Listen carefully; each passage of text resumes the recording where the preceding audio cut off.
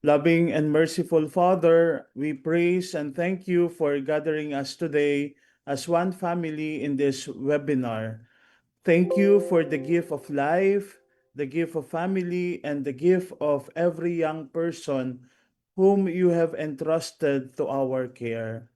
Lord, open our hearts before you open our minds.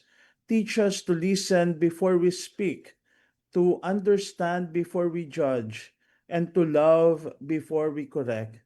May every word we hear today become an instrument of healing, of reconciliation, and hope within our homes, within our communities. We entrust to you our young people.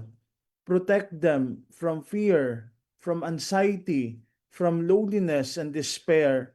Strengthen their minds, fill their hearts with courage, and remind them each day that they are deeply loved by you.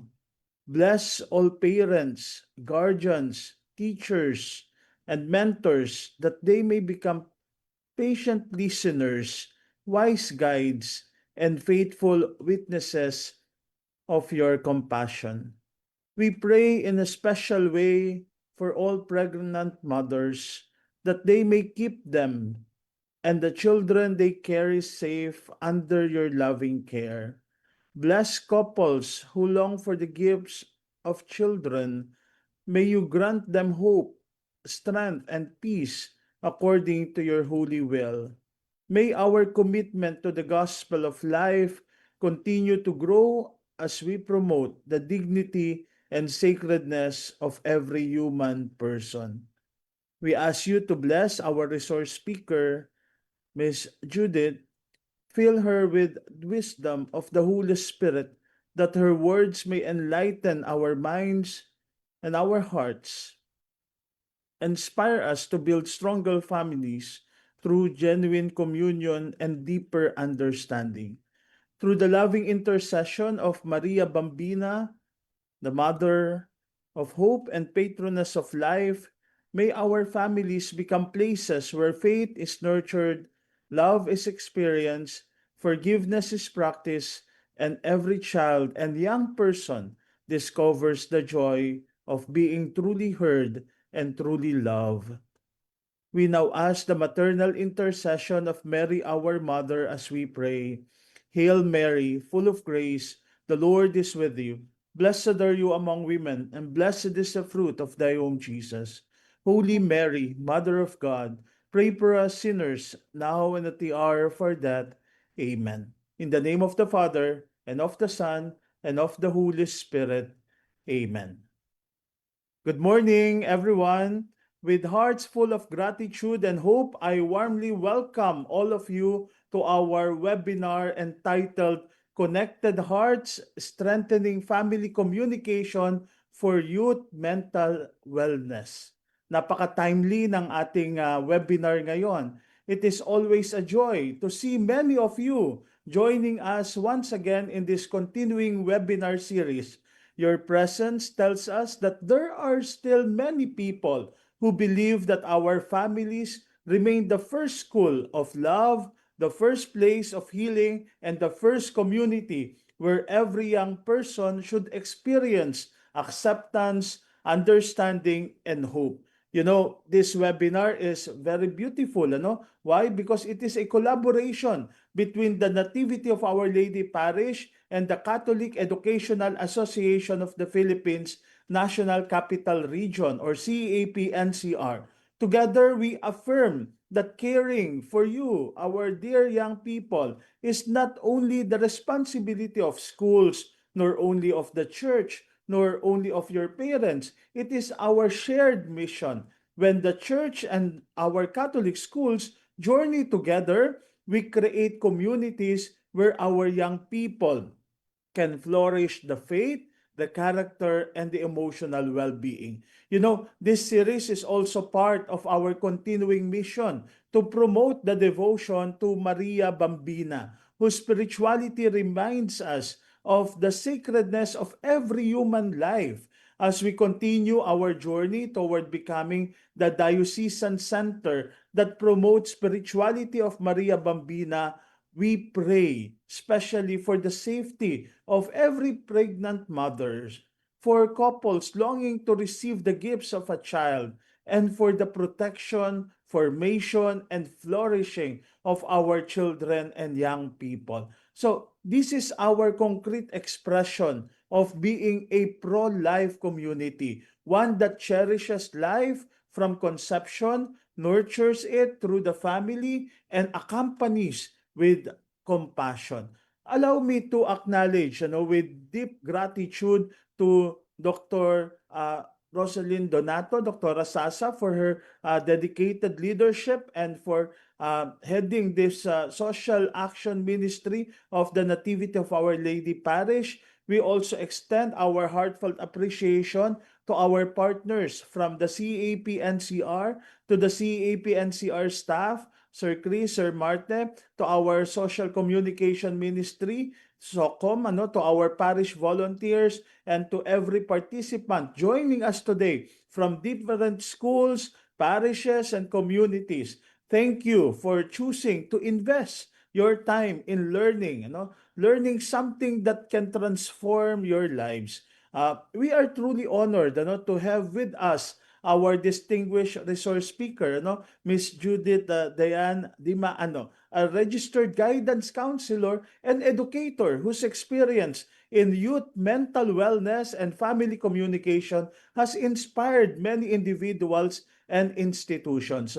We are very grateful, that she has accepted our invitation to accompany us in this important conversation. My dear friends, many young people today are not asking for perfect parents or perfect families.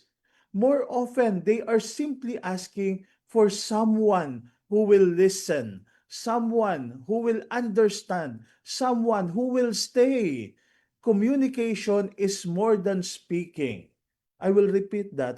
Communication is more than speaking. It is an act of love. Every conversation rooted in respect, in patience, in compassion becomes a bridge that connects heart and restores hope. So may this webinar inspire us not only to learn new strategies but also to become better listeners, more compassionate family members, and more faithful witness of God's love within our own homes. So once again, welcome everyone. May the Lord bless our time together, and through the loving intercession of Maria Bambina, may our families become homes where every child is loved, every young person is heard, and every heart finds peace. Muli, maraming salamat po, and may God bless us all. Thank you so much, Father Glenn. Thank you. So for now, I'll formally call on the head of our Ministry of Social and Human Development, Dr. Rosalyn Sasa Donato, to formally introduce our speaker. Good morning, everyone. Navigating the emotional and mental health challenges of our youth requires strong communication at home and in school. Our speaker for this morning's webinar has dedicated her career to building those exact bridges. An alumna of the University of the Philippines, Diliman, with a bachelor's degree in psychology and a master's in guidance, she is a licensed professional teacher and a registered guidance counselor. From pioneering the guidance office at Paref Rose Hill School of Antipolo to mentoring youth leaders at Calfi, her expertise is widely trusted. She currently serves as a full-time school counselor at the Benilde Antipolo Wellbeing Center. For all the educators, parents, and students with us this morning, let us give a warm welcome to Ms. Judith Dayan Dimaano for her talk, Connected Hearts, Strengthening Family Communication for Youth Mental Wellness. Hi, good morning. Good morning, everyone. I see that we are a crowd here in our Zoom meeting. We are 187 participants. I'm so happy to be here this morning with you. And we also have the youth of our parish. They are downstairs joining us. So sila yung ating mga on-site participants. Welcome din sa inyo. So hopefully marami po tayong matutunan sa isa't isa this morning. Before I became a guidance counselor, I'm a teacher, and whenever I have engagements like this, I'm always in a teaching mode. Okay, so para po itong extended classroom para sa ating lahat, and I hope that we could work together as interactively as possible. All right, so let's do this one slide after another para pare-pareho tayong matuto ng mga skills, ng mga kaalaman, maybe to help change our attitudes, and to adjust our expectations regarding our topic for today. Okay, I like very much the topic and also the tagline that our SOCOM and our committee has chosen for today's activity, Connecting Hearts, Connected Hearts. Because the heart is the core of the individual, no? It is the seat of one's personality, no? In a spiritual sense, syempre, not in a psychological sense. And we want to make those connections. I second the motion from what Father has said a while ago, that the time that we put in this morning is an investment. So, isang oras tayong magsasama. Kung medyo lumampas tayo ng isang oras, siguro dahil yon nagiging interactive na tayo sa isa't isa in talking about this topic. We want to make connections. All right, that's our goal. And that is something that we can all learn. And I'm so happy to see all of you. Many of you, as mentioned by Father, are educators. So mga kauri ko kayo, ayan. Lahat tayo educators. Unang-una na sa mga parents, because we believe that parents are really the first educators of their children. So, sabay-sabay, sama-sama natin pag-aralan kung ano ba yung ibig sabihin ng having connected hearts. Alright, so magsimula tayo with the heart. Okay,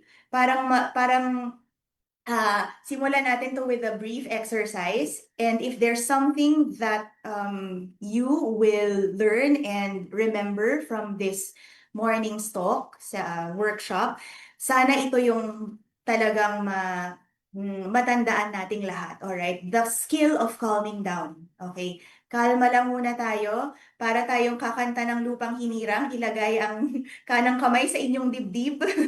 At damahin ang ating puso. Alright. Isa yan sa mga skills na tinuturo ko sa mga clients, sa mga estudyante, at sana matutunan din natin ngayon this morning just how important it is to begin something with a calm spirit, with a calm and steady heart, so that we are ready to receive whatever learning we will be doing.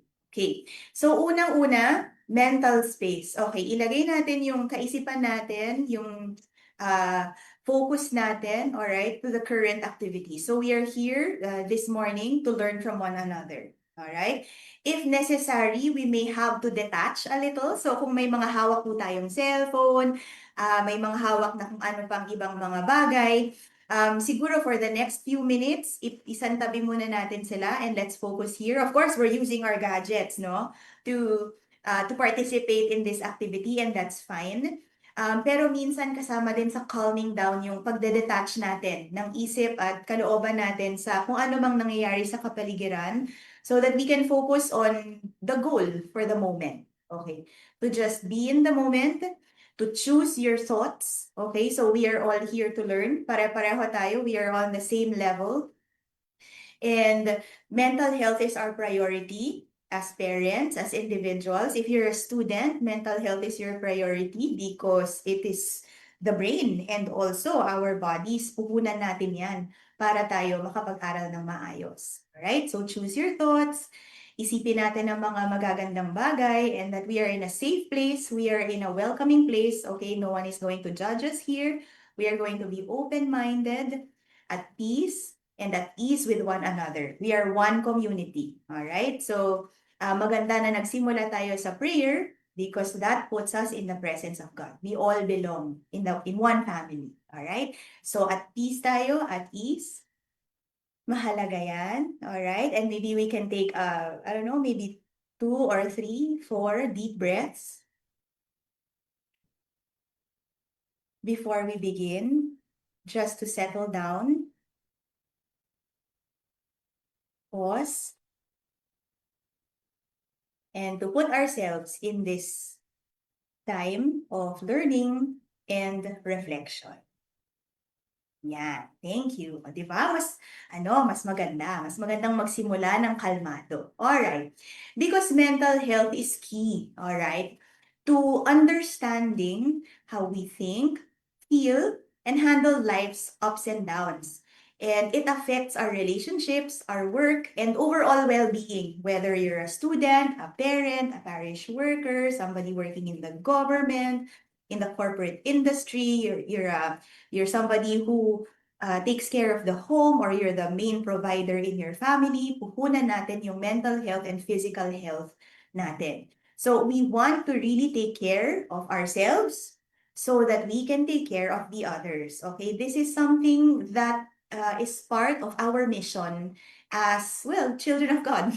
Now we are here to take care of one another, and we take care of one another by giving ourselves, and we want to be the best version of ourselves so that we give the best for those we love. Okay, and so that we can learn to love the others who are not so easy to love either, di ba? Kailangan natin matutunan yun. Sana matutunan natin yun along the way. And mental health, a good, sound mental health is our tool, no? To fulfilling that mission. Okay, so review po tayo ng konti from WHO. The World Health Organization gives us very clear definition to understand what mental health means. Para pare-pareho tayo ng pagkaintindi. Okay, what we understand when we say mental health are actually just 4 points. Napakadali pong tandaan. Alright, number 1, you know that you have good mental health if you know your strengths and abilities. Alam mo kung ano ang kaya at hindi mo kayang gawin. You are aware that you're still learning.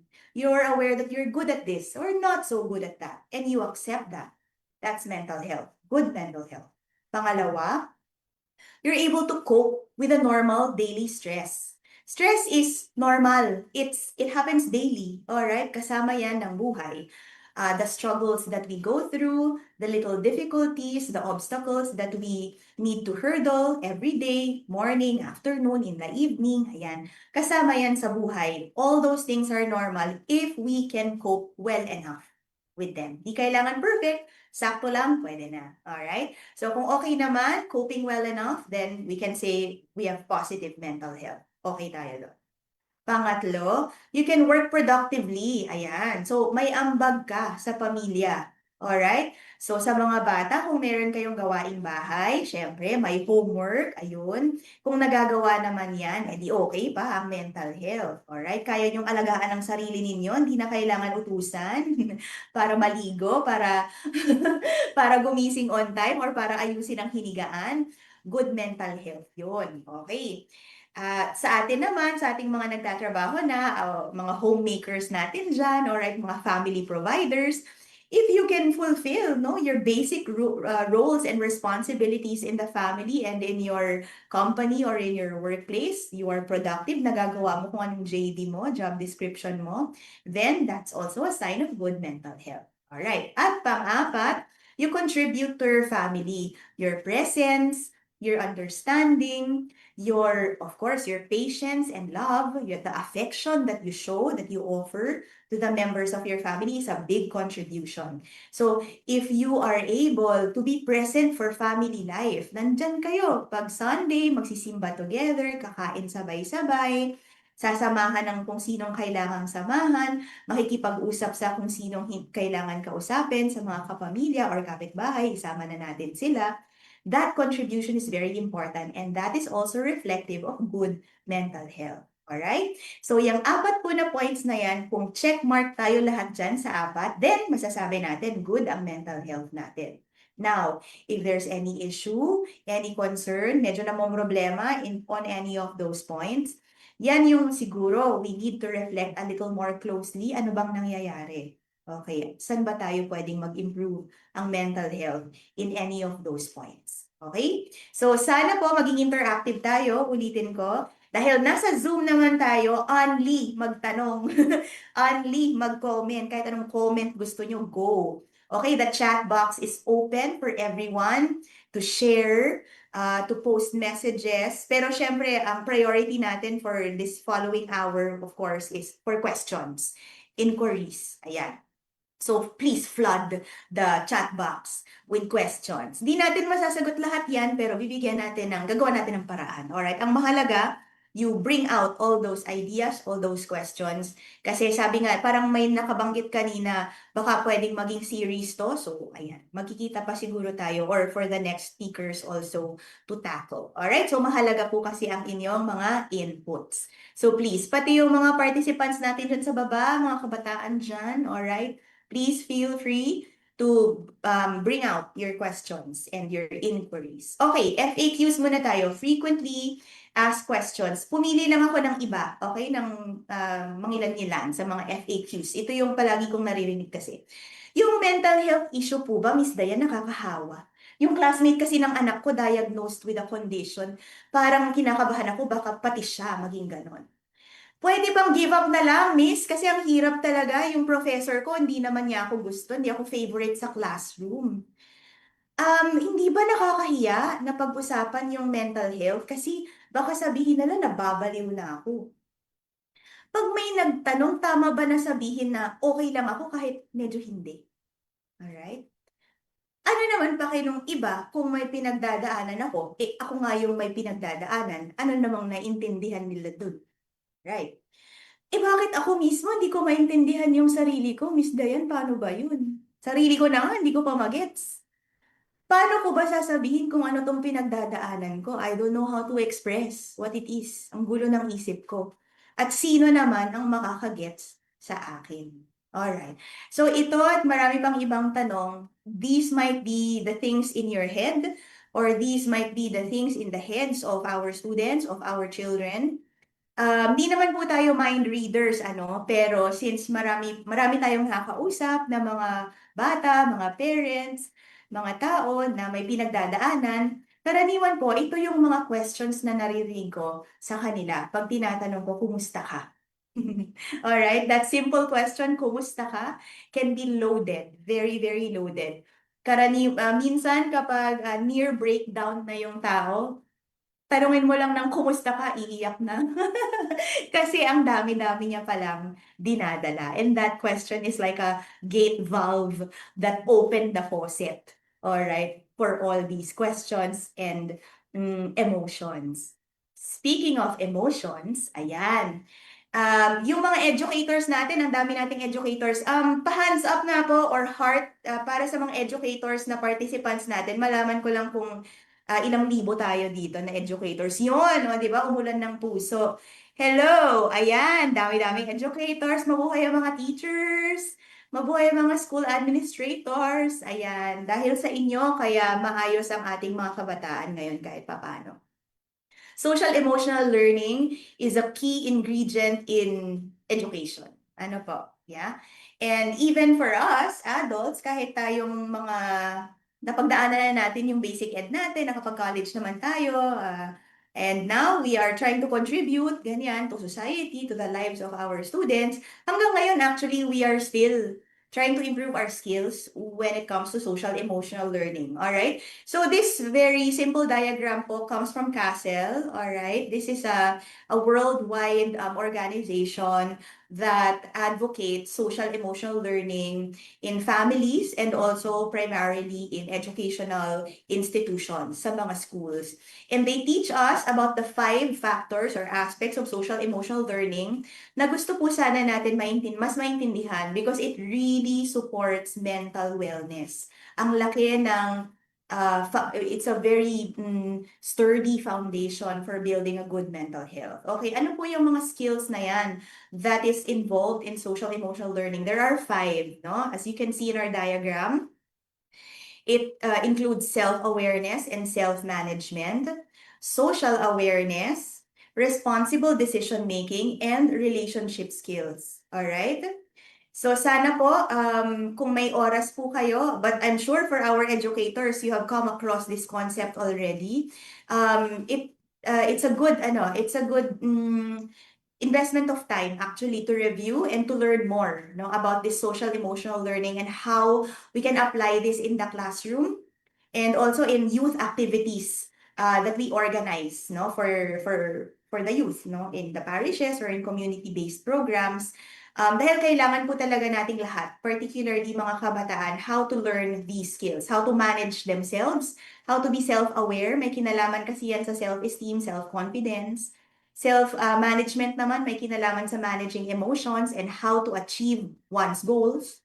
Social awareness para matuto tayo paano makipag-interact ng maayos sa mga kapwa natin. Okay? Kaya nga connecting hearts, yung focus ng talk natin ngayon. Responsible decision making so that we get to make better choices. Okay? Ethical, constructive choices.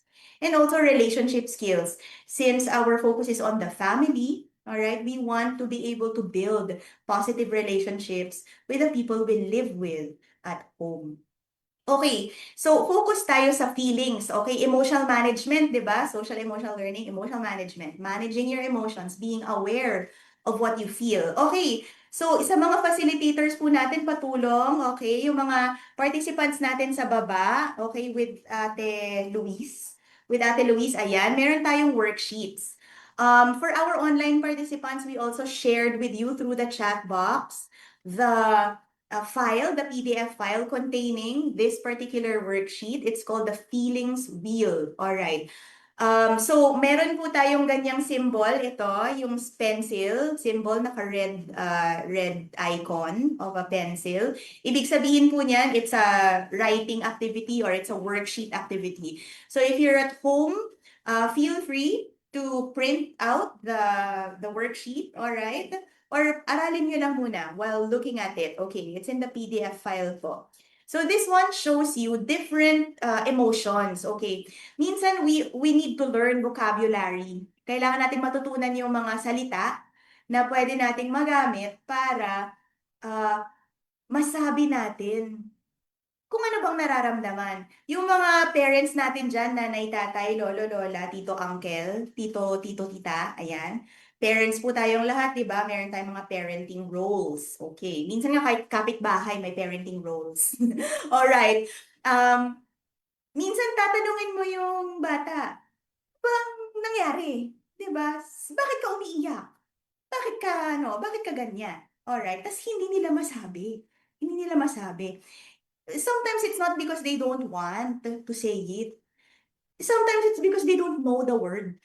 Okay? So sana po matulungan tayo nito. For example, dito tayo sa positive muna, positive. Dito tayo sa happy.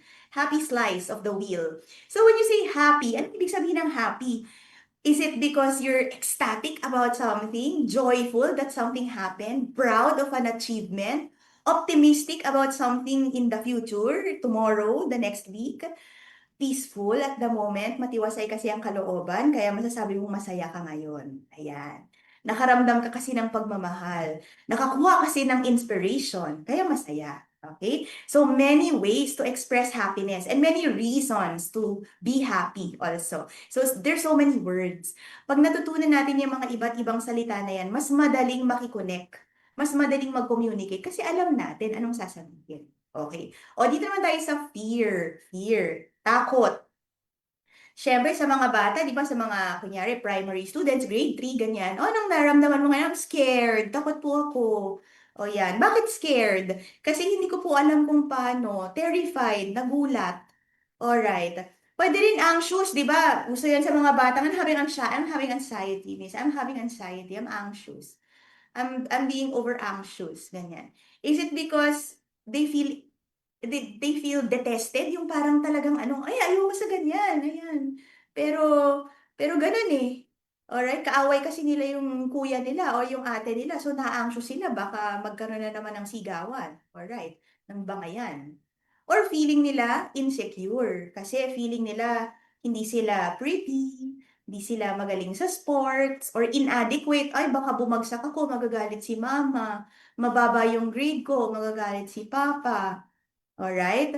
Insecure kasi hindi pa siya wala pa siyang barkada sa school or feeling niya out of place siya sa mga classmates niya, wala siyang friend. Fearful kaya ayaw pumasok. Palaging late. Palaging nagsi-CR. Tumatakas pupuntang clinic. Kasi fearful, hindi nag-prepare para sa quiz. O, kala mo nagkasakit. Yun pala, natatakot kasi may quiz. Or natatakot kasi may sports event. Tapos nai-insecure siya, na-anxious siya. Okay.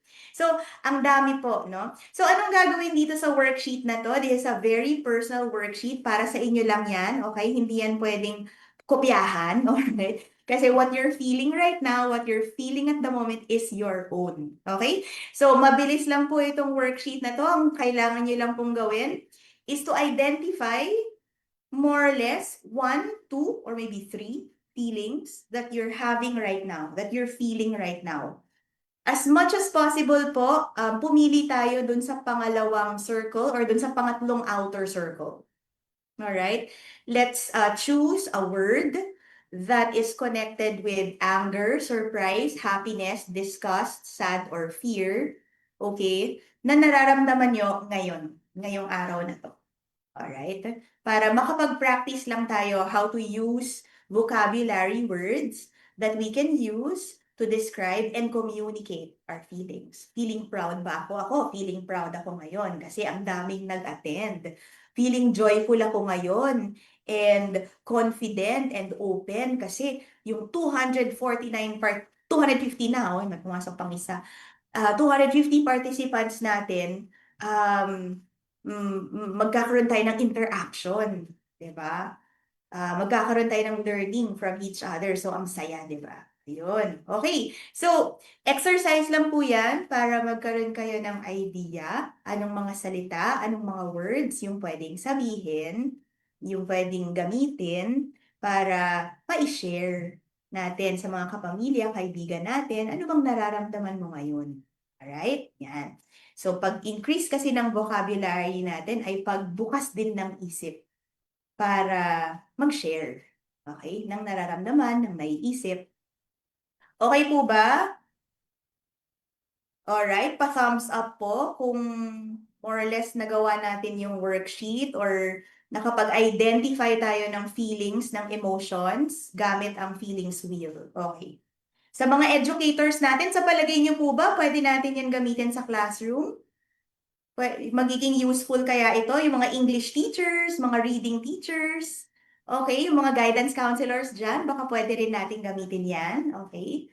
Para matulungan natin yung mga bata, ma-describe, ma-share sa atin. Okay. Yun, salamat, umulan ng puso at thumbs up. Thank you, thank you for being so interactive. Okay, ayan.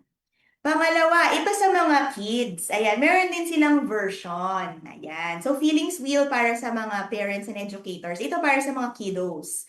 Tangled ball of emotions. Ayan. So, parang ganun din yung gagawin nila because this ball has a lot of emotions, halo-halong emotions, alright? Different words describing many kinds of feelings. So, all you have to do is to choose 4 colors. So later on, siguro pag uwi nyo sa bahay, or even now, kung meron kayong pencil na dala, okay, you can shade or encircle or put a check mark kung anong gusto nyo on the feelings, the words that you are experiencing, feeling right now. Is it FOMO, fear of missing out? Kasi kayo, nandito kayo sa seminar, tapos yung mga friends nyo nag-EML. Nasa Valorant, tapos kayo nagse-seminar kasama si Miss Dayan. Ano ba yan? FOMO. Okay. Or feeling drained kasi Saturday, napagod tayo from Monday to Friday na pumasok sa school. Or pwede rin, energized. Kasi Saturday morning ngayon, pag natapos yung talk ni Miss Dayan, mamaya pupunta sa mall, mamaya maglalaro ng volleyball, mamaya mamamasyal kasama ng friends. Okay. So, gamitin nyo tong feelings ball na to, tangled balls na to, para matutunan, lumawak yung vocabulary ninyo. Alright? Sa pagde-describe ng emotions. Okay, segue ko to actually, kaya ako tinawag na tangled emotions kasi ito yung next slide ko. Alright, kilala niyo tong mga to, sikat na mga artista tong mga to. Okay, nakikita niyo yung hands up icon na green, hands up na green. Okay, ibig sabihin nito, let's be interactive. So, kung pwede kayong mag-type sa chat box, alright? Mag-type tayo sa chat box. Yung mga nasa baba, si Ate Luis, siya na lang tumingin kung tama ba yung answers. Very easy naman gagawin natin eh. Di ba, naka-number yung mga characters. Gusto ko lang sanang i-type nyo or sabihin nyo kay Ate Louise dyan sa baba, anong pangalan nila? Si number 1, favorite ko to si Chubby Girl. Si Chubby Blue Girl. Sino si number 1? Pangalan niyan? Sadness. Very good. O, yung bibilis mga ano, mga keyboard warriors. Ang bibilis. Very good. What about number 7? Isa rin tong favorite ko, ang eyelashes niya talaga naman. Si number 7, green. Disgust. Very good. Si number 7, disgust. Yan, disgust. Di ba? Pretty siya, pero kung makataray ng kilay, talaga naman. Disgusted kung disgusted. Okay. What about number 10? Number 10, yung lola dun sa gilid, Lola sa gilid, okay? Yung mga senior natin, yung mga our participants, minsan ganyan yung nararamdaman natin, di ba? Ano pangalan? Yon, si Lolang Nostalgic. Nostalgia. Ayan, nostalgia.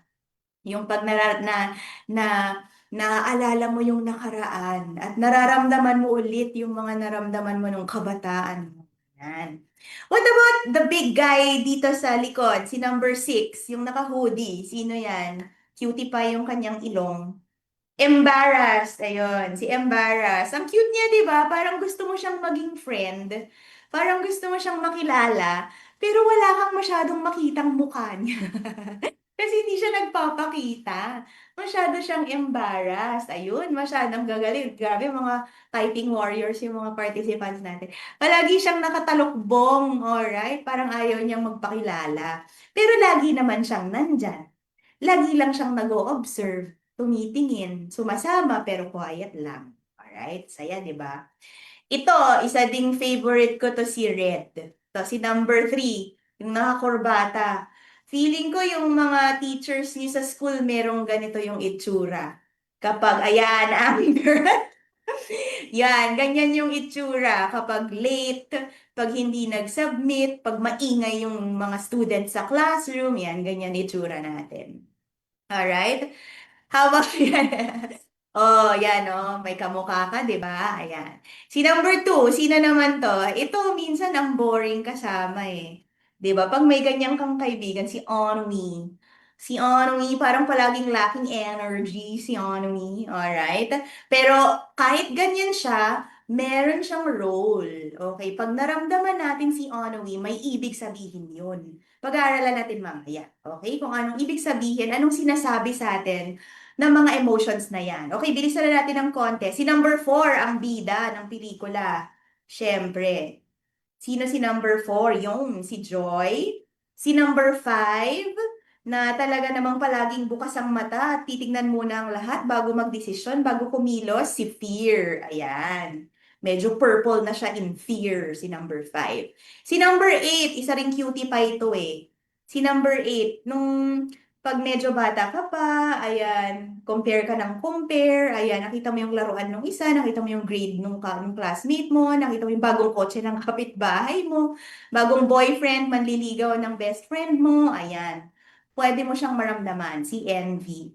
At syempre, akala natin kontrabida sa pelikula, si number 9, siya ang talagang nag-cause ng problema ni Riley sa Inside Out, si Anxiety. Ayan. In fact, ang daming nag-TikTok nung kanta, di ba? Yung Anxiety na kanta. Dami nag-TikTok nun, di ba? Pati ako, napatiktok dyan sa Anxiety song na yan. Okay. So, sila yung mga bida natin sa Inside Out. Alright. At kahit medyo si Joy, si Sadness, si Anxiety yung naging parang bida, actually, lahat sila may role. Okay. Diyan kasi sila nakatira. They are actually in our brains, all right? Those emotions, we process all of them. They originate, nagsisimula sila sa ating utak. There's a particular organ. So yung ating mga scientists dyan, yung mga science teachers natin, mga cognitive psych, majors and experts, alam na alam to.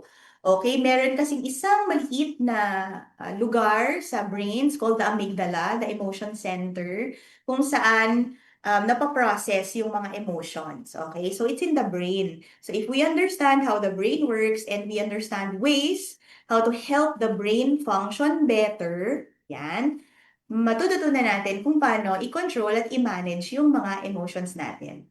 Okay, mga teenagers, mga kabataan, mga Gen Zs, ay hindi, Gen Alpha yata kayo, yung mga nandyan sa baba, mga Gen Alpha. Okay, ano ba yung itsura ng mga utak nyo? Okay, the frontal lobe dito sa may noo, okay, that's the thinking brain. Okay? As you can see, the thinking brain is right there, nandyan sa medyo labas, okay? Medyo surface level ng utak, yung prefrontal cortex, the one that we use to make decisions, to make choices, to reason, okay? Para maintindihan kung anong nangyayari, ganyan. So the one that thinks, the one that chooses, logically, ethically, alright, reasonably, is the frontal lobe ito. Ang problema, yung mga teenagers, mga bata, mga 6 years old, 5 years old, mga 8 years old, ganyan, hanggang mag-teenager kayo, 15, 16, 17, 21, 22, 23, 25, teenager ka pa rin minsan di ba? Baka hindi pa siya developed. You're still developing that part of the brain. Kaya ang hirap mag-isip, ang bagal magdesisyon, di makapili. Alright? Hindi makaintindi. Ano ba yan? Maintindihan. Simple-simple, hindi maintindihan. Hindi nyo yung kasalanan, or it's not entirely your fault. Okay? Kasi bata pa, nagde-develop pa, let's be patient with ourselves. Sa mga parents, let's be patient with ourselves. Sa mga teachers, let's be patient with ourselves so that we can be patient with our students, with our children. Kasi yung brain po nila nagde-develop pa. Pati nga feeling ko ako, 30-something na ako, nagde-develop pa rin yata yung brain ko. Okay? So let's be patient with ourselves. Our Lord is patient with us. So let's be patient with one another. Okay? Kasama yan sa Beatitudes, di ba? Tama ba?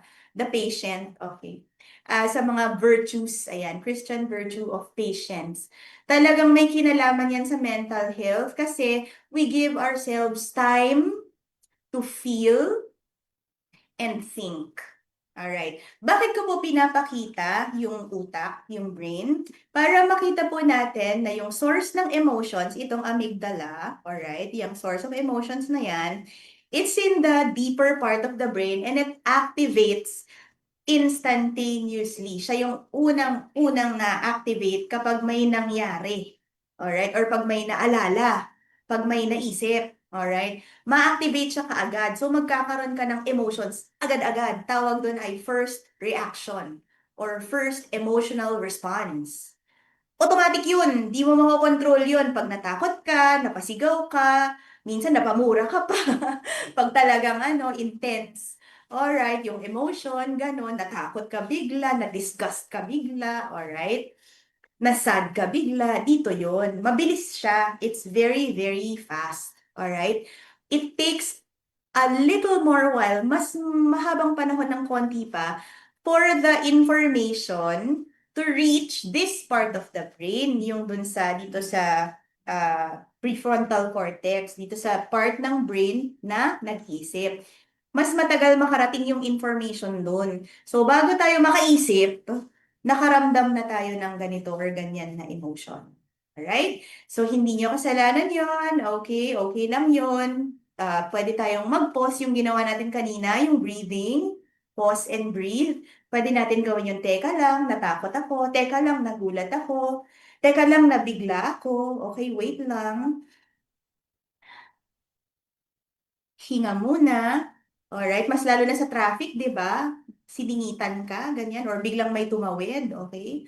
Sandali lang, alright, isip ka, okay na. Yan, pwede ka nang mag-desisyon. Pwede ka nang mag-respond kung anong pwede mong isagot sa tanong or anong pwede mong i-comment sa sinabi. Okay, pwede ka nang makaisip anong magandang gawin. Alright, problem solving. Alright, mas makakapag-isip ka na.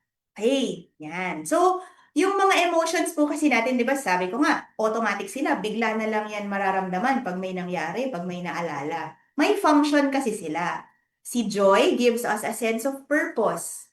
Si anger, minomotivate tayo para pag may kailangang gawing mabilis, go ka agad. Alright, kung hindi, magagalit. Alright, kung hindi, mag-aapoy. Si anxiety, even anxiety actually has a very important function. It keeps us safe from potential threats. Natatakot tayo sa mga potential threats, so lalayuan natin sila when we feel anxious. We plan ahead para hindi tayo magkaroon ng mas malaking problema. Si sadness, ito napaka-importante ng role ni sadness dahil sa kanya, nakakaramdam tayo ng connection. Di ba? Yun yung topic natin, connecting hearts. Lahat tayo kasi nakakaramdam ng kalungkutan. Alright? Even our Lord, ito kaharap ko si Lord sa Diyos ko. Prayer room dito. Katapat ko yung crucifix. And our Lord is, I suppose, He's sad. 'Di ba? At His condition, nandyan siya nakapako sa krus, tinitignan tayo, mga kasalanan natin, 'di ba? So, nakaka-empathize tayo, naintindihan natin, okay, yung pinagdadaanan ng iba. Dahil nakakaramdam din tayo ng kalungkutan. So, we can connect easily with others because we know how it feels to be sad. Okay, lahat naman tayo, 'di ba? Naka-experience ng ganun. Si Onwi, okay? Si Onwi, ini-encourage niya tayo to slow down. Kasi minsan hindi naman kailangan agad-agad, 'di ba? Kailangan agad-agad. Kaya nga yung instant culture natin ngayon, instant pansit canton, instant drive-thru, instant delivery, ano pa ba, instant popcorn. Alright, lahat instant. Parang nawawala na tuloy tayo ng pasensya. Gusto natin mabilis, now na. Alright, pero sa totoo lang, di naman lahat kailangan now na. Gusto mo sagutin ka na kaagad ng niligawan mo? Alright, gusto mo bati na kayo kaagad ng friend mo pag nag-away, nag-sorry ka, gusto mo agad-agad? Hindi. Alright? Minsan okay lang naman mag-slow down, okay lang naman maghintay, okay lang naman kahit wala munang sagot ikaw na matanggap, okay? Okay lang yun. Pwedeng maghintay. Thank you, Envy, also, because we show what we desire. Ay, meron siyang ganun, ako wala. Because what is valuable for you shows up when you feel envious, when you compare. Right? Si embarrassment, ayan, mahalaga to kasi natutunan natin kung paano mag-behave ng tama kasama ang iba. We learn social skills, social rules. Alright, teaching me to be humble also. Sometimes we can laugh at ourselves. It's okay to be embarrassed. We don't have to take ourselves too seriously all the time. And of course, this one, she has a very important biological role kasi pinoprotektahan niya tayo from potentially harmful stimuli or objects. Alright, kapag harmful, disgusted tayo kasi hindi naman yun maganda or makakabuti para sa atin. So, lalayuan natin yung potential cause of harm, source of harm. Okay, so may mga function sila. Ilulugar natin. Ilulugar natin sila. Alright, let's move forward. Di muna natin, yun na yun. Okay, with emotions. Okay, dito tayo ngayon sa mindset. Okay, so, mindset is a skill, okay, na siguro po sa mga educators natin, alam nyo na to, di ba? The growth and fixed mindset, alright?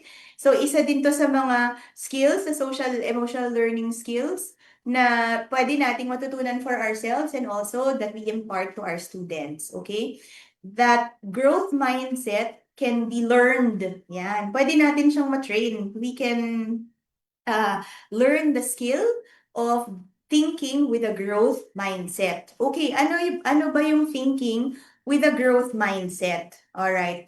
So, the growth mindset allows us to let go of what we can control. So, lahat po ng mga green thoughts dito sa right side ng diagram ay mga growth mindset statements na pwede nating gamitin, alright, to improve our growth mindsets. What can I appreciate at this moment? Am I learning from this? I'm feeling grateful for what? Blessings today. Okay, mas lalo na kapag nagdadasal tayo, lalo na kapag nakikipag-usap tayo sa mga kapamilya natin, okay? Mahalaga, ma-communicate natin sa kanila saan tayo nagpapasalamat. Ano yung nagustuhan natin about them. Minsan kasi, di ba, ang una nating nako-comment, ang una nating nasasabi sa isa't isa sa bahay, yung mga bagay na hindi maganda. Doon tayo magsasalita.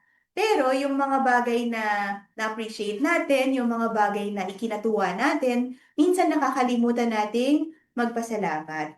Minsan hindi na natin nagagawang i-acknowledge. Okay? Sabihin sa kanila na appreciate ko yun. Ayan. Mahalaga po yun kasi it builds the relationship. Okay? So let's focus on the right now. That's having growth mindset.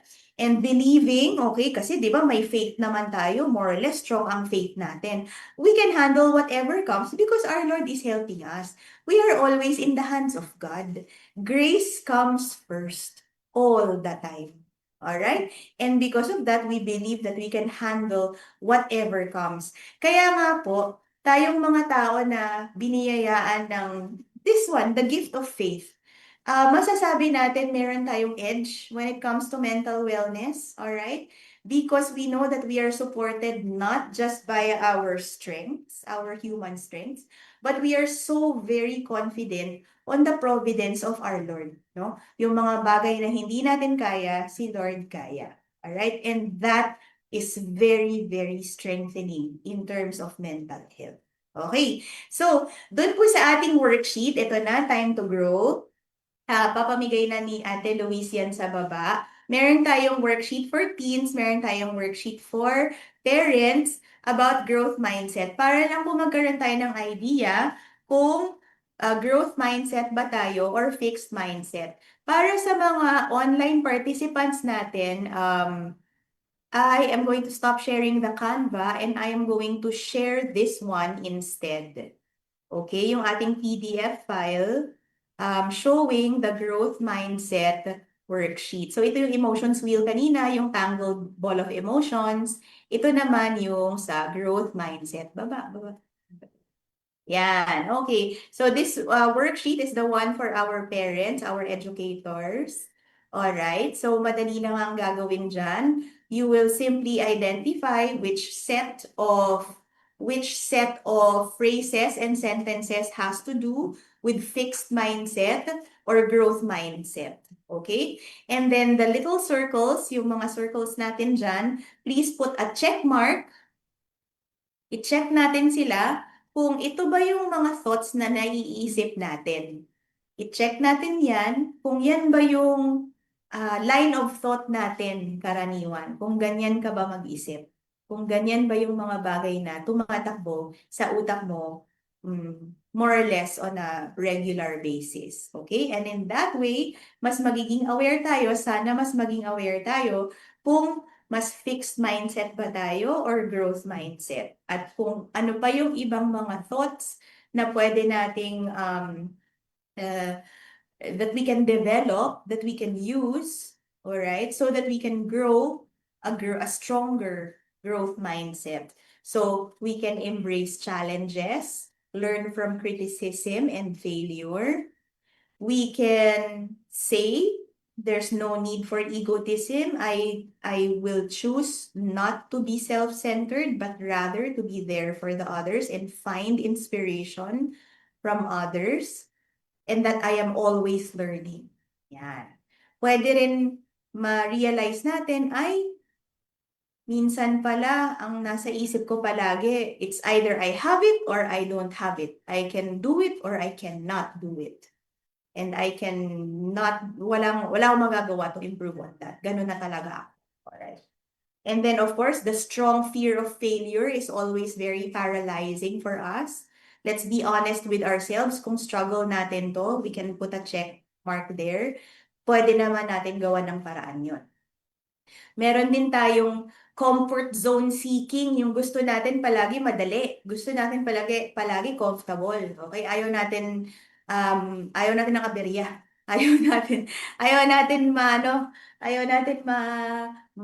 ng hanash. Alright? Gusto natin comfortable lang. Alright. Or you're very competitive. Yan, sa mga students natin, gusto mo 96, 97, bawal lang 89. Alright. Or yung scarcity mentality. Ayun. Ibig sabihin nun, palagi kang feeling mo mauubusan. Okay, kaya nagmamadali, kaya nagdadamot. Alright. Or highly judgmental. Alright. Tingin ng tingin sa iba, ko-compare. Tapos mamaya may naisip na. Okay. And then of course, dislike who are more competent and or successful kasi masakit yun. Nakakainggit or nakakainis. Alright, kaya ayaw mo sa kanila kasi you feel inferior. So sometimes we discover these lines of thought. Ito yung mga karaniwang naiisip natin. Okay lang yon, okay? Awareness is key. Alright? Kung aware tayo and we're honest with ourselves, then we know how to improve. Okay? So this one is for the parents. And then yung pangalawang page po, this one is for the kids. Ayan, medyo mas madali to because you simply have to, parang yung kanina, identify whether that mindset is growth or fixed. Yung mga nandun sa square, you just draw a line towards the growth mindset or towards the fixed mindset to categorize it. And then from there, you can try to improve your mindset. It's better to have a growth mindset because that supports better mental health. Okay, yan. So okay ba? Pa-thumbs up po sa mga educators natin kung sa palagay nyo magagamit to sa classroom or para sa atin personally nakatulong somehow to get ideas about how to understand the way I think and how it affects the way I feel, and vice versa. To understand how you feel and how it affects the way you think. Ayan, kasi it's a two-way thing. Ayun, umuulan ng mga thumbs up at hearts dyan. Okay, so marami pong mga available resources katulad nito online, alright, from other educational institutions and organizations that give it for free, alright? Kasi nga, recently, there has been a big push, no, in this area of learning, okay? Growth mindset supports better mental health. So, tulungan natin yung mga students natin at mga sarili na din natin to develop this growth mindset. Okay, dito na tayo sa last worksheet, okay? Para sa ating mga online viewers, this is the last set of worksheets.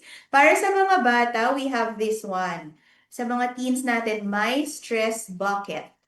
Yan. Okay, pakita ko lang muna yung worksheet tapos babalik na ako dun sa slides natin. I'm already nearing towards the end of the presentation so that we can entertain questions already. Ito naman para sa mga parents na feeling mentally exhausted na. Ito na po ang pwede nating pagnilayan ng konti. Alright, you can use this worksheet, this checklist, to identify what you can do to recharge if you feel that you're already getting exhausted mentally or even physically. Alright, so that we can all try to recharge. Alright, yan. So yan po yung worksheet.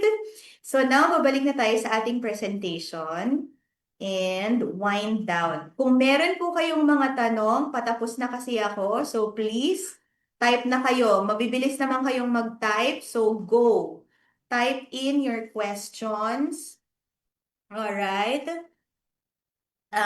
This is my second to the last slide. Okay. Skip ko na yung iba kasi ito naman yung mahalaga. Okay. So, signs of mental health struggle. Yung mga educators natin, sa palagay ko, ilang beses na kayo nakakita ng ganitong slide. Alright. Pero, let's really open our eyes and observe our students. Alright. Even our colleagues, sa totoo lang. Tayong mga co-teachers natin, co-school administrators, let's try to be there for one another and observe, okay? Mukhang may pinagdadaanan siya, and what are the signs? Okay. Withdrawal from family or friends, dati sumasama naman sa, sa mga gala, ganyan. Sabay-sabay naman tayong kumakain as a family, tapos biglang yung isang anak mo or yung, isang katrabaho mo, biglang, ay, hindi na namin masyadong nakakasama. Alright, sa mga family affairs or sa mga events. Pwede natin silang kamustahin. Alright? Feeling overwhelmed or anxious or sad for a long while. Ayan. Di ba yung mga emotions natin, yung mga feelings natin, normal sila, alright, regular sila. Pero kapag palaging ganon at hindi na susolusyonan, alright, let's reach out for support already. Among the students and also educators and parents, difficulty concentrating or distorted thinking, yung hindi ka na makaisip ng maayos.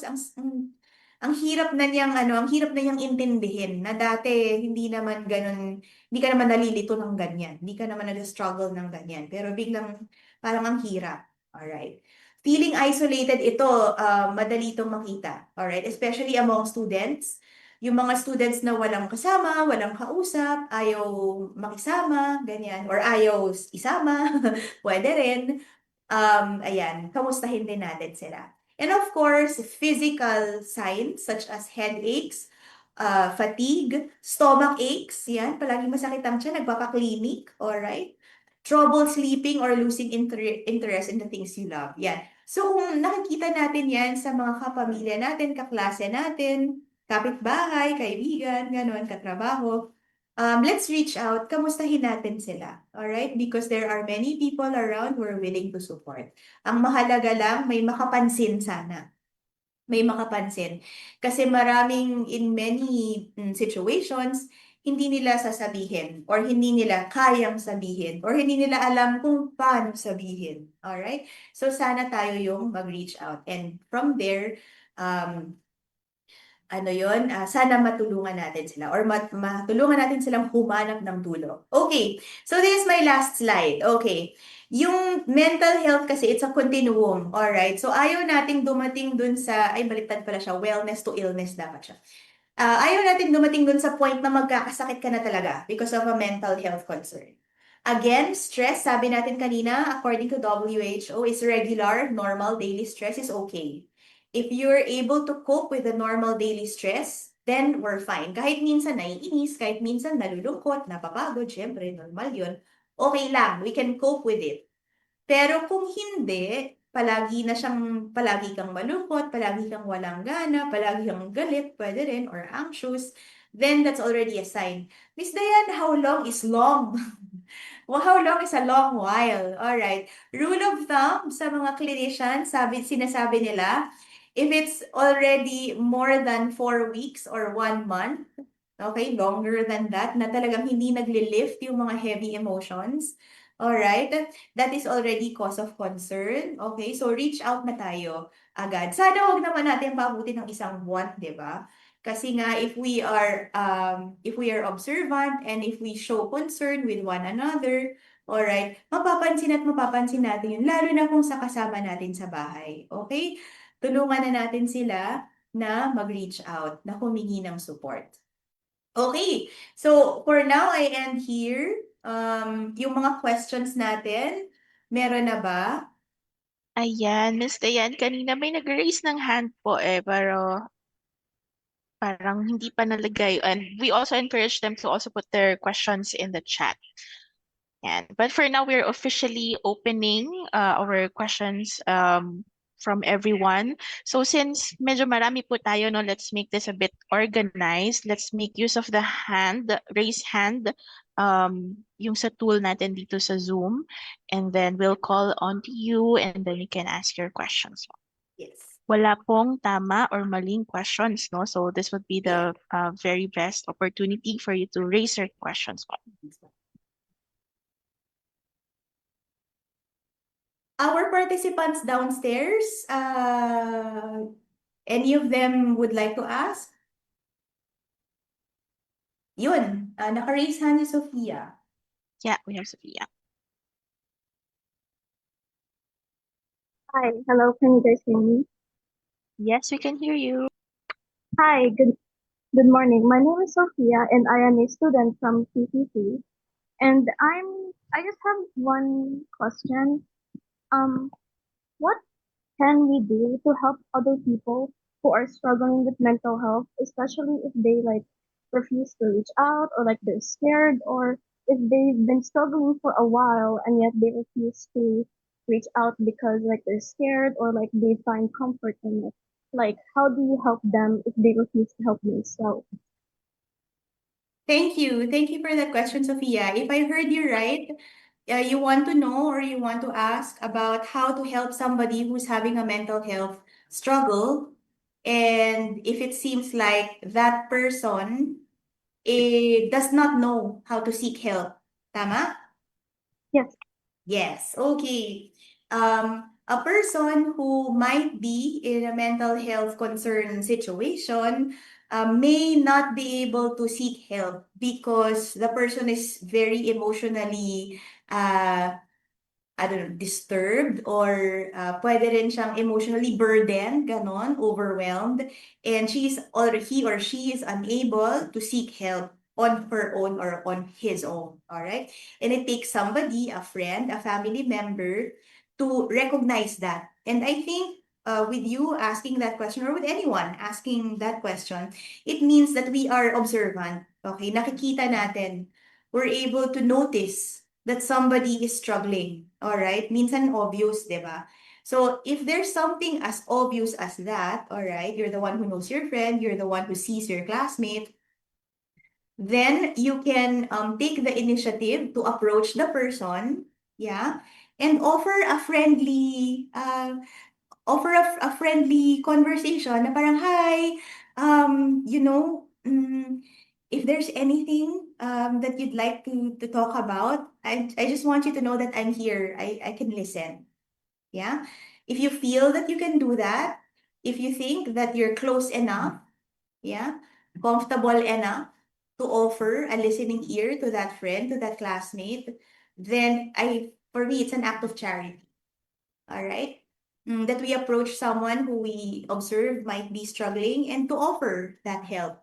If you need somebody to listen or if you need to share something that's bothering you or that's concerning you, I'd like you to know I'm here, I'm your friend. Ganon. We can talk about it. Or if you don't feel that you're up to it, kasi minsan you also don't, you're not sure, no, if you can handle what you're going to hear. That's okay. That's all right.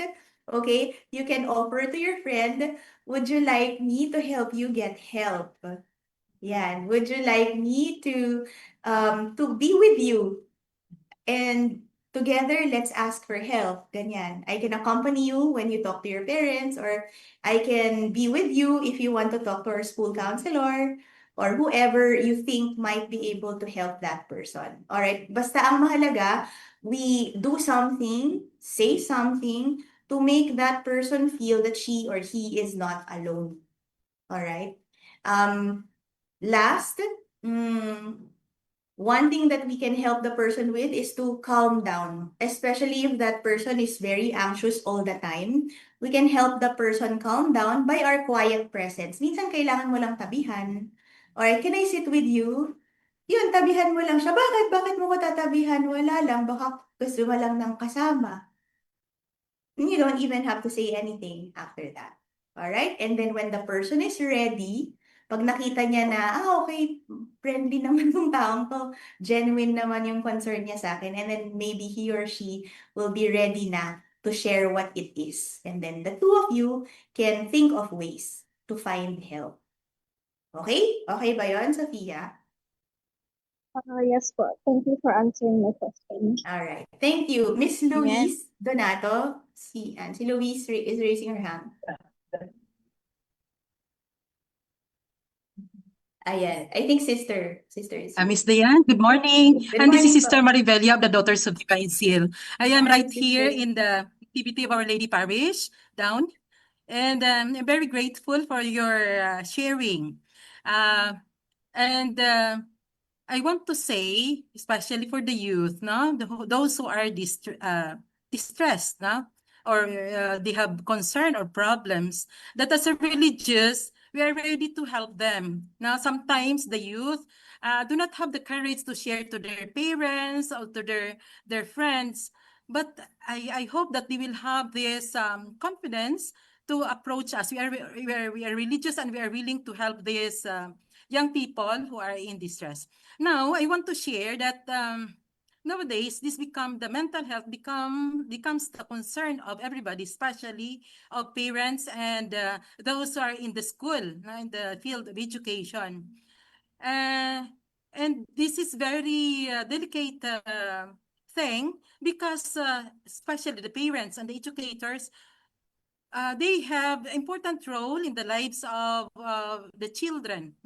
They are significant persons who can guide the children. This is not a homily, but in my observation, sometimes why children they have this let's say not very strong mental health because it comes from the family. No, I compare before I was also a youth. No, before uh parents used to eat together, to share together. Nowadays, sometimes the family that is really very lacking the presence of the parents because of the work. They leave the family, and so the children do not know to whom to share. No, so I think this is a very good thing to address to the parents and to the significant persons to be present to the children. And sometimes the problem also is we don't know we don't want that the children will be discouraged or to be frustrated, and so we give immediately, so we don't know anymore the value of waiting, of delaying things. And so when things do not go well, and so we are very frustrated, we don't know anymore how to handle. I think this one is very, very important for the significant persons, those who are in the field of education, and for the parents to know the art of handling how do you call, not only in providing physical material things to the children, but also to address this mental health among the young people. Thank you Right. very much, Miss Diane. Thank you, sister. I second the motion. Tama po yun. The presence of parents or parent figures in the lives of the children is very important. Many times, yung pag nagko-commute tayo with them, pag hinahatid natin sila sa school, we drive them to school, or we bring them to school, or we fetch them, yung mga moments na yun, or pag naglalaba tayo together, naghuhugas ng pinggan together, ganun, namamalengke together, grocery together. These things that we do together are moments when we can connect. These are precious minutes. Minutes lang naman, it doesn't take much of our time actually. Pero if we do it regularly, it gives the children a lot of confidence. My parents are there for me. Actually, willing silang makinig sa akin. Actually, may panahon naman makipag-usap. Samahan ko siya mag-grocery, tas yun, saka ako sasabihin sa kanya. Or that's our moment together. And that is very empowering to children, to know that they can talk to their parents during those bonding moments, sabi nga nila. Alright, so let's create more of those para masuportahan natin yung mga bata, matulungan sila na mag-speak up at mag-seek ng help. Alright, Ayan, yes, Miss Diane, Mr. it's just Yes. me reading some questions in the chat also. There's one from, is it Irvin Ong? How do you determine if a child is in distress with school work or school activities? Thank you for that question, Ivan. Well, if you're an educator, a child in distress with schoolwork or school activities will be always late, frequently absent, or unable to turn in academic work. Hindi nagsasubmit ng homework, mali-mali yung homework, or hindi sumasagot ng exam. May exam dyan sa harap niya, tapos hindi siya sasagot. Nakaupo lang siya. Or mag-a-absent kapag may quiz. Sasakit ang tiyan kapag may exam. Alright? Or hindi na lang papasok. Alright? Those are actually very obvious signs that the student may already be needing support. Yeah, thank you, Miss Diane. Another question in the chat from Miss Elenita Estabilio. How can teachers, no, this is for our educators naman, how can teachers create a classroom where students feel emotionally safe? Okay, that's a very good question po, ma'am. Thank you. Our classrooms are, ang goal natin is to make safe space classrooms, no? Safe space, ibig sabihin, the students will feel the openness, the understanding, and of course, the camaraderie, yan.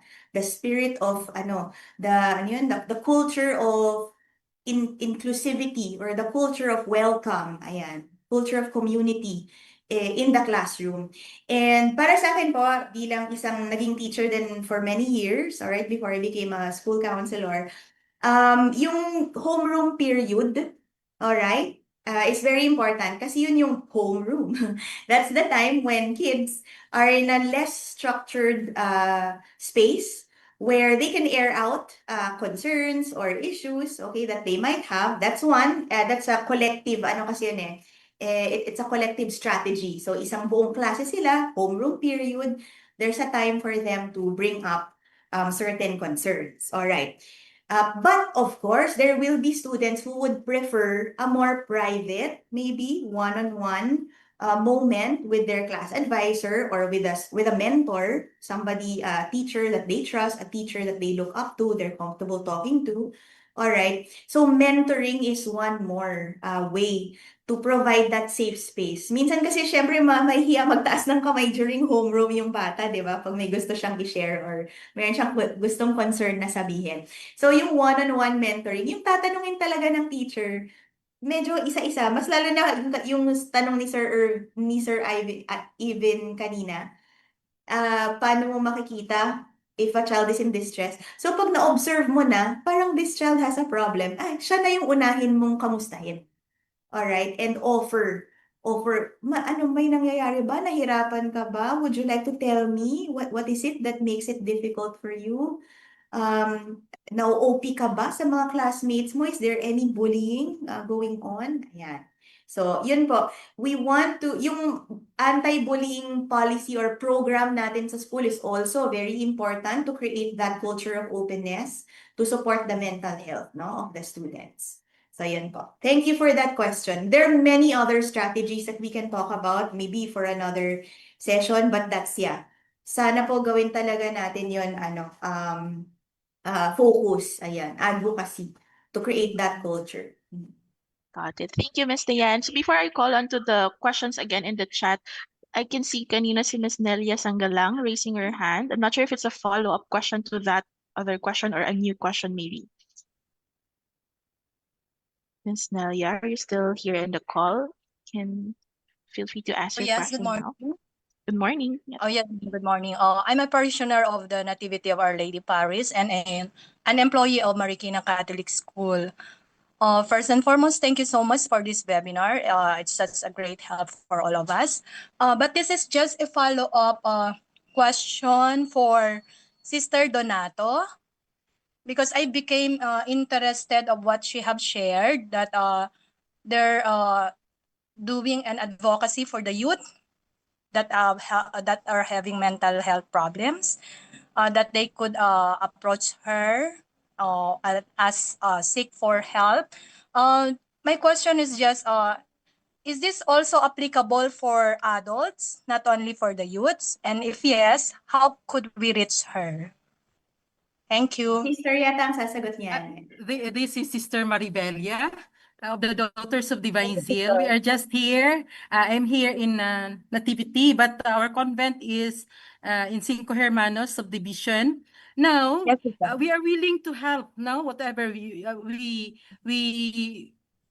ready to help you, especially in listening to your problem, not financial problem, of course, but we have listening ears. No, we can offer time for you if you have problems, because sometimes people do not need really to solve their problems. There's just people to listen to them and empathize with them. So I'm Sister Maribelia, and if you want, we have we can, as long as you let us know what time you will come, or we can do online. We are also willing to help you. Okay, Yes. that So is you very can, much noted, sister. Thank you so because much. right now I am in the vocation ministry, and I help young people and also adult if they have some concern. Ayan. Thank you So so much. yeah, if you want to get how will get my contact? Share If further the details din po. cell phone, I can give my number. Through the 09. chat box, sister.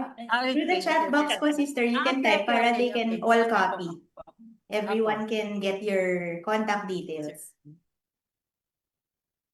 Okay, Yan, that very just good shows yung that, mga ganito, di ba? yes, Kasi we're nagkakaroon able tayo to ng share networking. resources. Yes, we have diverse participants po kasi in this call right now.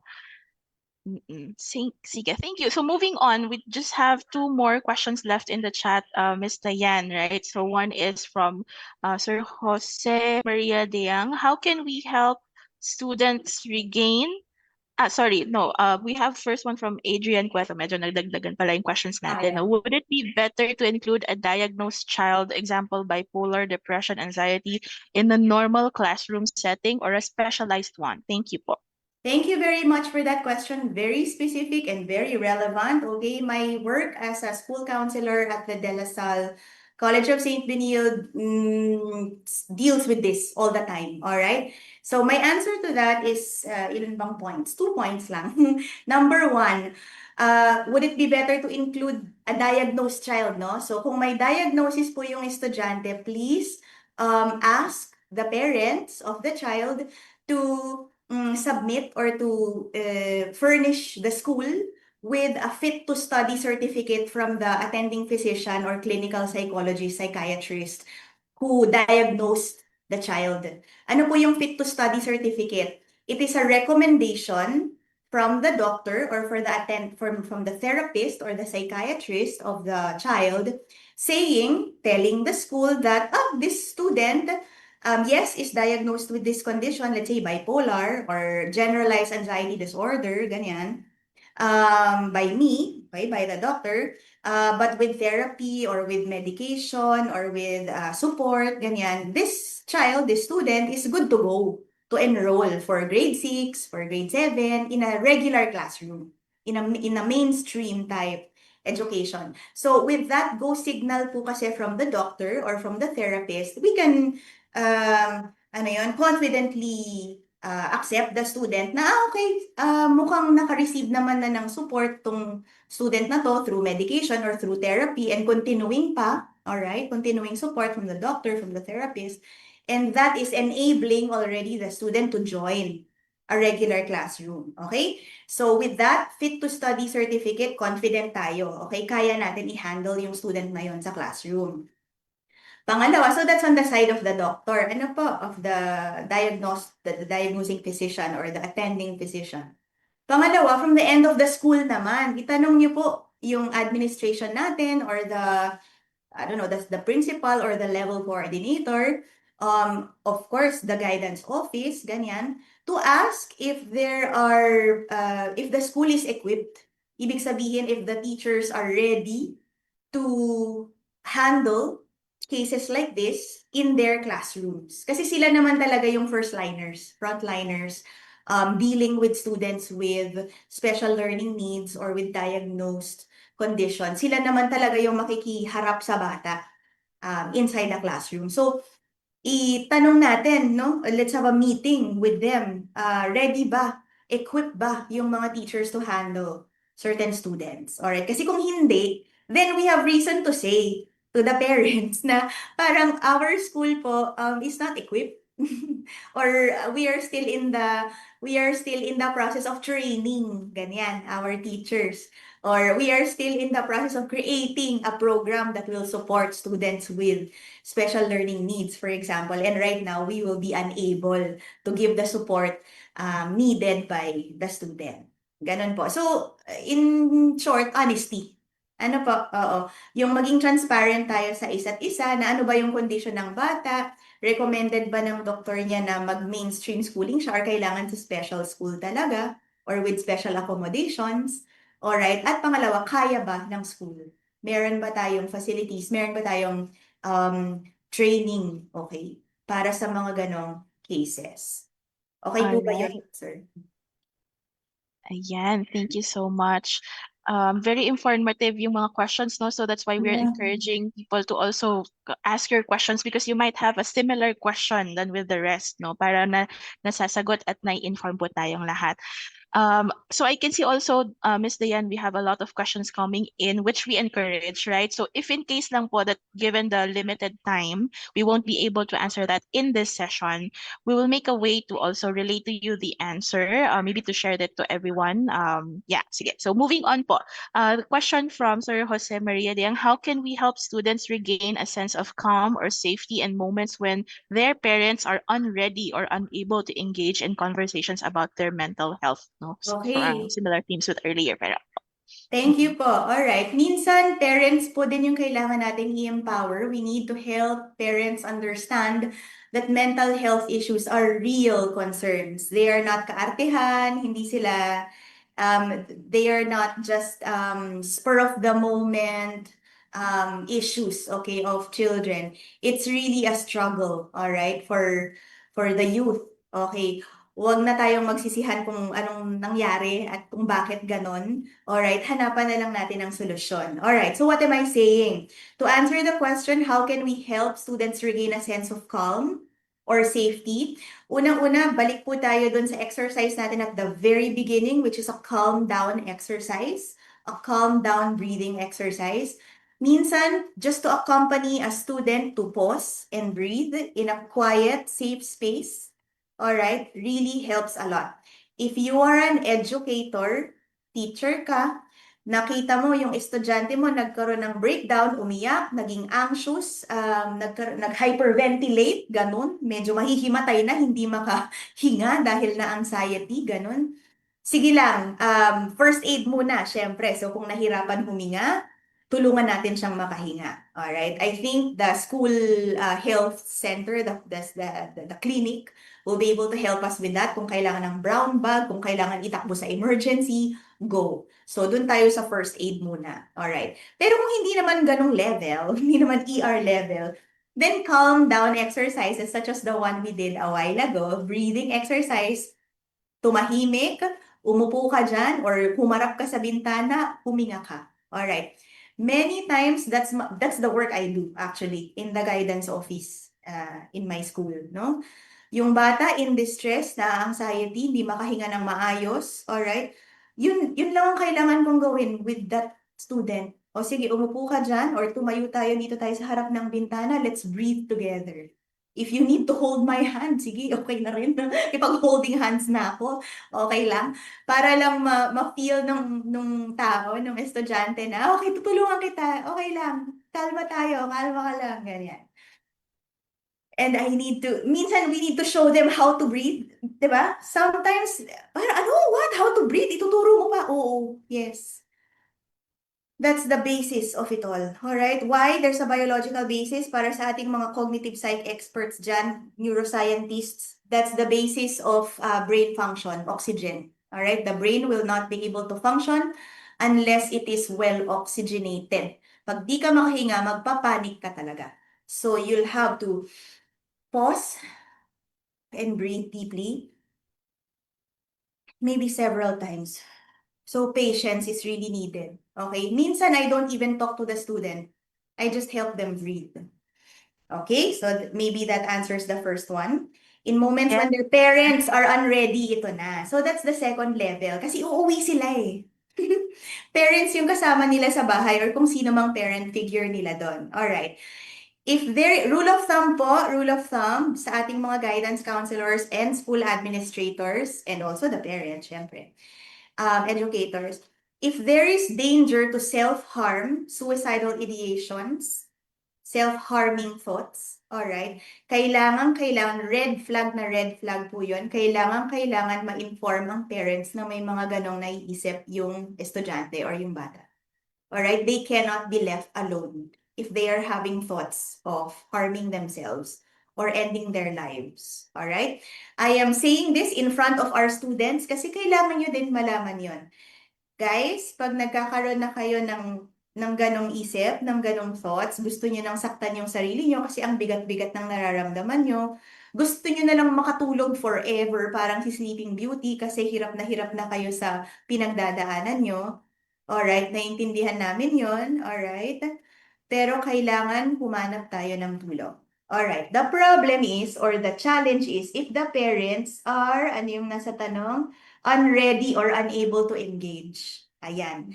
So, hahanap po tayo ng ibang tao who can provide the support. Pwedeng grandparents, minsan guardian, alright? An older sibling maybe of the child who can stand in as guardian. Alright, pero importante po talaga that somebody who lives at home with the child, kung hindi man parent yon, must know na meron pong ganong medyo life concerning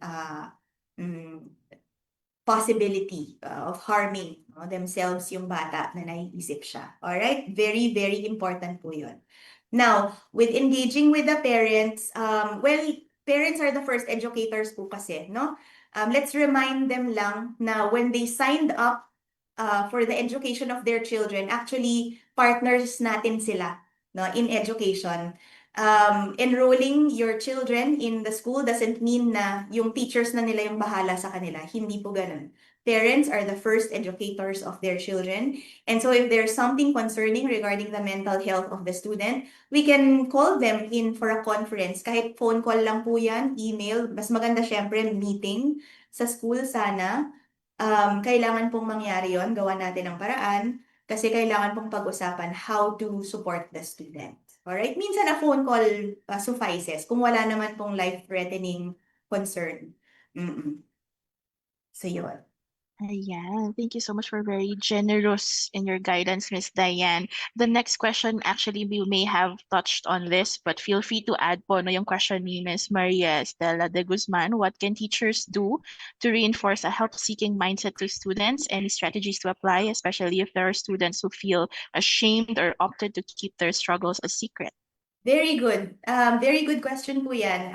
Yes, students can be secretive because marami silang they might lack confidence or they haven't learned yet how to communicate what they feel, katulad nga po ng nabanggit natin kanina. Kaya nga isa sa mga worksheets natin is to widen the vocabulary, para ma-describe natin kung ano yung nararamdaman, ano yung pinagdadaanan. Alright, in a school setting, marami pong pwedeng gawing strategies.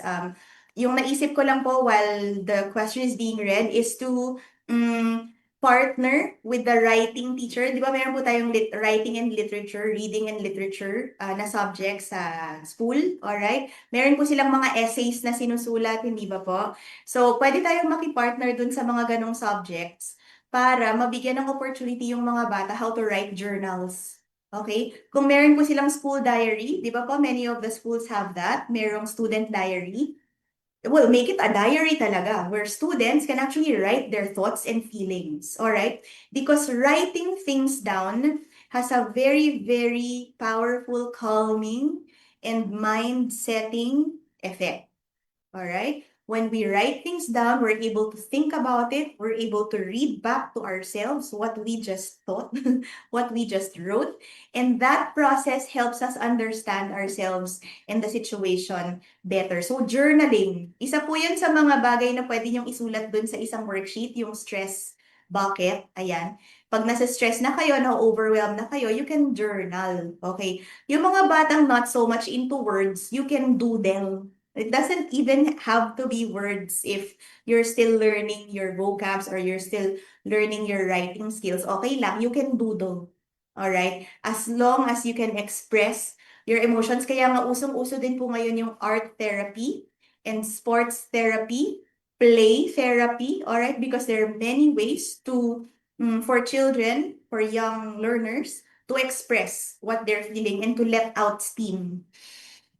Alright, para makahinga, makagalaw, makapag-isip, alright, yan, mabuksan ang isipan through many strategies. Writing, drawing, arts, sports, watching movies, reading books, eating ice cream, talking with friends, syempre, talking with parents. Okay? So, yes, the struggles may be kept in secret. Di pa tayo ready. Sabihin yan, di pa tayo ready i-share yan. Okay lang, alright? Pero dadating ang panahon, hindi forever secret ang mga secrets. Lalabas at lalabas din yan. So, let's find a way to look for people who can carry our secrets with us. Okay? Palagi namang may source of support that's available. Alright? Sabi nga ni sister, ayan, nandyan sila. para tulungan kayo, and many other people in your schools, in your family, in your community here in this parish also willing to help, ready to be there when you're ready. Yan. Thank you, Mr. Yan. So the question from Ms. Danielle Ambas has a similar theme to earlier, but feel free if you wanted to add anything po. How can we effectively support and respond to learners who open up about their personal struggles and emotional distress in school, especially when their parents dismiss their feelings by saying they are just being dramatic or fail to take their concerns seriously? What is the best way to help these learners when they are not getting the support they need at home? If they are not getting the support they're needed at home, then we can offer the support we can offer in school. All right? Because school is the second home of the students, and the teachers are the second parents of the students. So sana yung mga estudyante nating nakikinig ngayon, nagpa-participate ngayon, sana you keep that in mind, mga kids, mga guys and girls. All right? Yung teachers natin, they're second parents natin sila. Yung school natin, second family natin yan.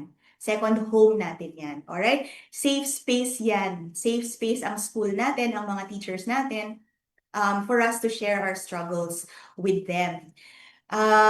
Pasensya na, minsan I have to tell my students, mga college to because I'm in a tertiary unit, educational unit. I tell my students and they are already 20, 21, 22, 23, 25, 26 years old. Sorry, but parents are parents. All right. And sometimes communicating with them is not easy, but they are our family. All right. Hindi madaling makipag-usap sa kanila ngayon, but please keep your doors open. Do not shut your doors to them. All right? Pwede nating gawa ng paraan, hanap kayo ng support from your school, from your friends, seek help, all right, to find ways how to connect with your parents. All right, magagawa naman yan ng paraan as long as you ask for help. Iba-iba kasi yung situation ng mga parents sa bahay. I agree po, iba-iba din yung reactions makukuha natin sa kanila when they hear about mental health concerns. Some of them are very dismissive. Some of them don't agree na problema yun, alright, or legit yung concern na ganon, alright, but that doesn't stop us from seeking help from where it's available, alright? So kung hindi natin makuha yun sa parents natin sa ngayon, alright, maraming ibang tao, maraming ibang lugar who are willing to give you the support you need at the moment. Alright, huwag kayong mawala ng pag-asa sa mga parents ninyo. Magmamature din sila. Yan, mahirap po magpalaki ng magulang. Alright, but it's okay. Okay, they are still our family, alright? And blessing yan ni Lord para sa atin. Alright? So, gawa natin na lang ng paraan. Let's not lose hope with each other. Yeah, thank you, Ms. Dayan. So I know we've been beyond the time, no, but this is very interesting. And we noted just one last question from Cloud Akio-Leok. And then for the rest of the questions, we noted your names.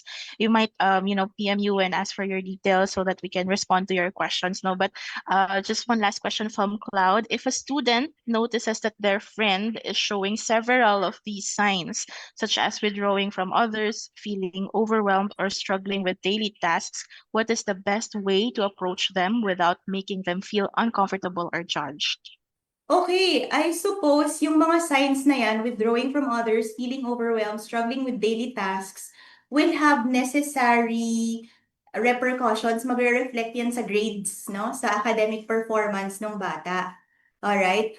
So, pag nakita niya yung report card niya, or kapag nagbigay ka ng feedback through, yung mga feedback sheets ninyo sa classroom, di ba? That's already actually an instrument or a way for you to connect with the student.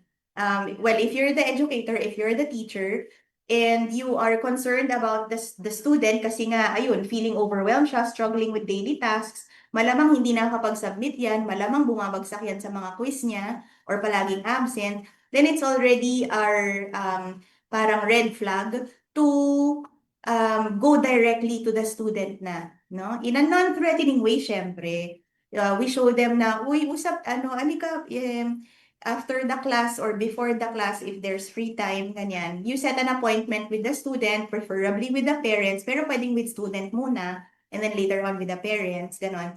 And talk to the student, oh, nahirapan ka ba? Saan ka nahirapan? Ano yung mga hindi mo maintindihan? Alright? Minsan kasi takot na takot talaga yung mga students, lapitan yung mga teachers nila. Alright? May mga sarili-sarili silang reasons or lack of reasoning, pwede rin. Basta feeling lang nila takot sila. Pero actually, wala namang kailangan ikatakot, no? But if we're the first ones kasi to show care, if we're the first ones to let them know that we notice that nahihirapan sila, they really appreciate that, no? Yung they feel seen, nakita nilang, ay, napansin pala yun ni teacher, nakita pala niya na nahirapan ako. Concerned pala siya para sa akin, tinanong pa niya ako, tapos nag-offer siya ng help. Ayan. So, malaking bagay po yun talaga. Ang damaging actually behavior to the mental health of sa atin din is indifference. Pag wala tayong pake. Alright? If we treat people as if they're strangers or wala silang halaga sa atin at hindi natin sila tinitingnan. I'm not sure if you recall a letter from Pope Francis about, how to deal with the poor. We want to give alms to the poor, not just by giving, spare coins, but to look at them, mental health struggle is a form of poverty. And many times that form of poverty is seen in loneliness, and the feeling of being unseen, being unheard. And it's really an act of charity for us to offer that listening ear and to let them know that they're not alone. Ayan, thank you so much again, Ms. Dayan. So, Ms. Dayan, this is no longer in the questions, no? But maybe we can discuss about the resources naman and how they could reach you if they want to, ask questions directly to you. I think you may have a specific slide for your details. Correct. Yan. Thank you. Yan po ang aking email. So that's my official email in Benilde. Yan po kasi ito yung bibigay kong email sa inyo kasi yun yung palagi kong chine-check. If I give kasi my personal email, baka hindi ko yun tingnan dahil hindi ko naman talaga siya tinitignan masyado. Alright, so this one. And then I'm also connected with Tipolo Study Center, which is youth center for girls, all right, specifically for girl empowerment, ganyan, youth empowerment, under the Kalinangan Youth Foundation or calfi.org. So please feel free to go to this resource, calfi.org. They have a lot of resources, particularly mentoring. Okay, yung mentoring po is not therapy, ha? Ayan, kung kailangan niyo po ng tulong with connecting you with therapists, psychiatrists, or clinicians, email me and I can help you kasi depende po kung taga saan kayo, alright?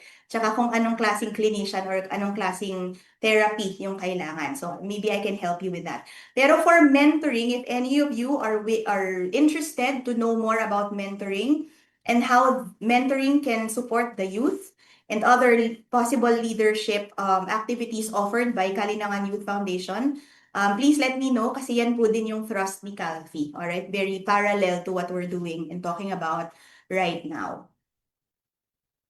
Yeah, thank you so much po. And also just a reminder, we have put it in the chat. There's a link for an evaluation form for your certificate of attendance as well. No? So I hope everyone can see that in the chat, from CAP, NCR, and NOLP.